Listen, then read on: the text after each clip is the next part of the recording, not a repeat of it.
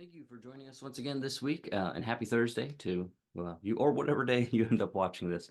My name is Jeffrey. We are continuing here at Fairview Bible Church to look through the book of Proverbs. This week we will be beginning the first half of chapter 11, so that'll be verses 1 through 17. So if you have a Bible device you'd like to turn there, I would encourage you to do so. Or if you're just listening along, then we'll read it here. And once again, that's Proverbs 11, verses 1 through 17. A false balance is an abomination to the Lord, but a just weight is his delight. When pride comes, then comes disgrace, but with the humble is wisdom. The integrity of the upright guides them, but the crookedness of the treacherous destroys them. Riches do not profit in the day of wrath, but righteousness delivers from death. The righteousness of the blameless keeps his way straight, but the wicked falls by his own wickedness. The righteousness of the upright delivers them, but the treacherous are taken captive by their lust.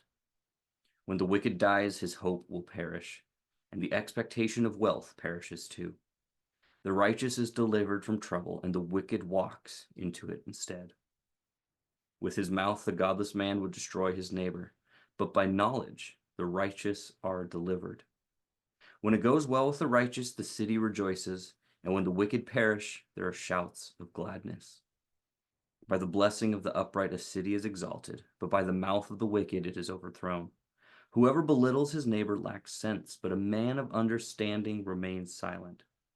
Whoever goes about slandering reveals secrets, but he who is trustworthy in spirit keeps a thing covered.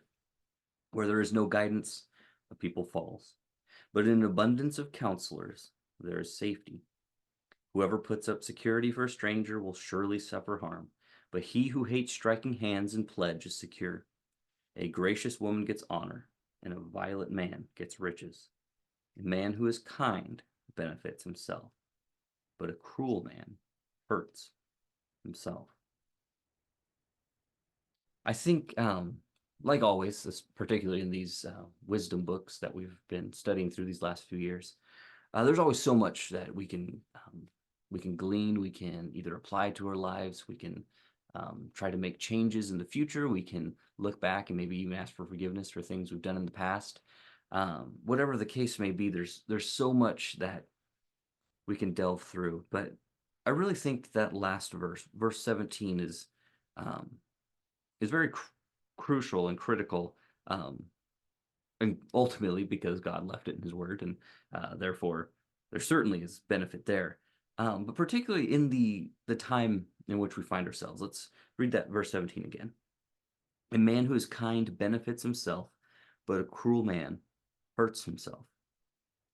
And then going up a couple verses, it talks about that it's the violent man that gets riches.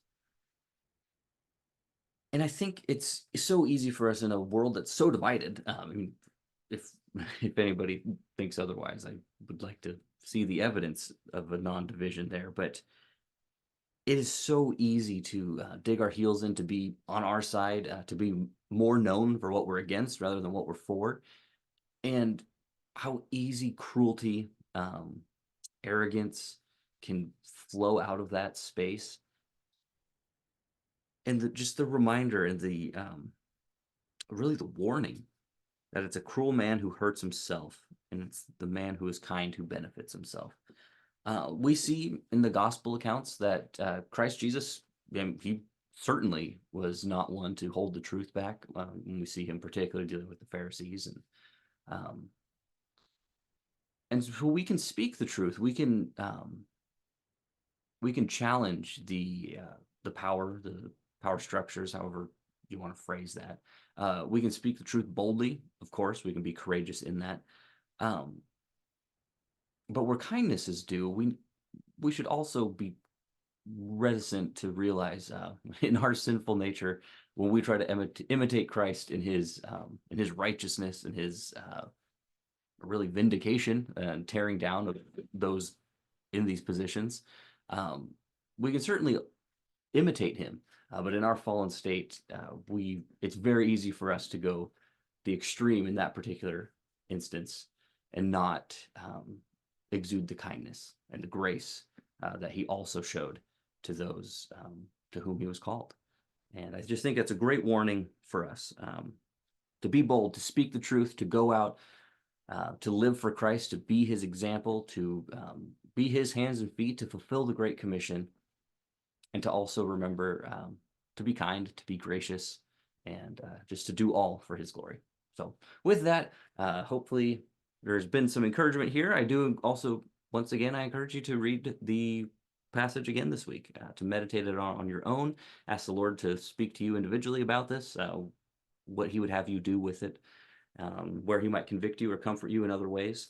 And like always, I hope we will be able to see you on our or at our Sunday service. You're more than welcome to come join us here 10:30 a.m. on Sunday. But if not, then we'll see you next Thursday as we continue looking through the book of Proverbs, and we'll be finishing up chapter 11. Be blessed, for you, and thank you once again.